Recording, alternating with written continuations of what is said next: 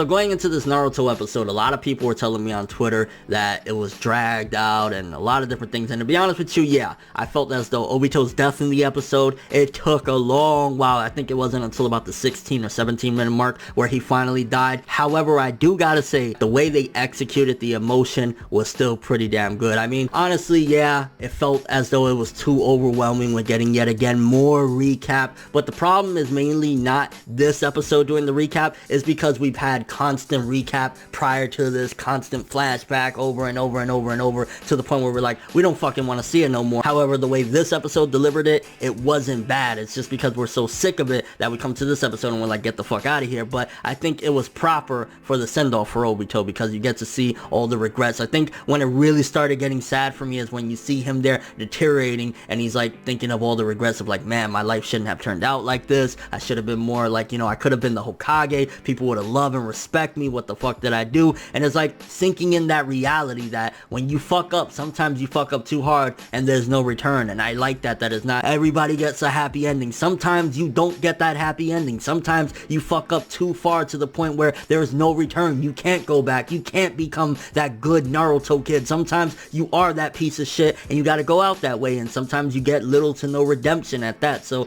that's where I feel as though it handled it well, and that's where the emotions was like, yeah, I ain't gonna lie, it didn't get me like the manga did. The manga, I ain't gonna lie, it did have me tearing up and shit like that, but it still handled the emotion pretty well, considering the fact that we didn't get the death until the end of the episode, and we did get a lot of flashback. But I felt as though the flashback wasn't that bad. Again, it's just that we get so much of it that it's annoying, but when you get this episode, it was handled nicely, because it's like seeing everything that led up until this point, and at the same time the stuff with Rin, it was kind of like, yeah, this is the reason. Don't get me wrong, it's like, oh fuck Rin and shit like that, but at the same time it's like he did it for her, and it's sad. We got a couple extra advancements in the episode, not too much. I mean, Sasuke got his visual prowess back so he can fight again, and also at the same time afterwards Naruto taking Kaguya's arm. That was kind of sick. And to be honest with you, I'm really glad in this translation he did not say Obito was the coolest guy ever. I think he said something along the lines of he's freaking awesome or some shit like that. That's fine. Still, I wouldn't say he's awesome, considering the fact that he's responsible for the death of your parents, and he's responsible for the death, or partially responsible for the death of the Uchiha clan and all these things that he did. But nonetheless, it's a lot better than that infamous translation that set the fandom on fire when Naruto said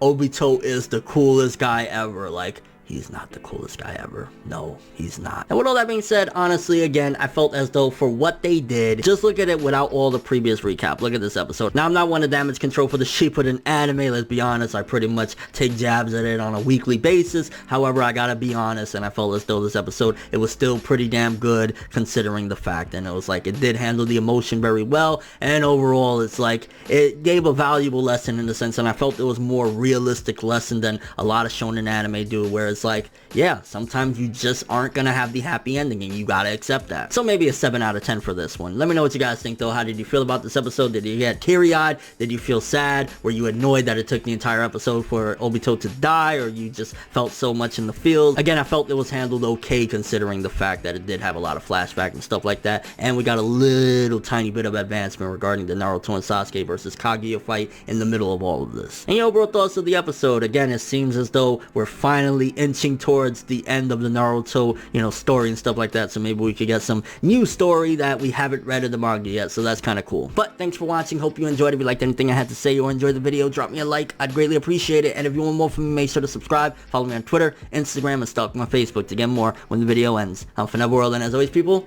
have an awesome day.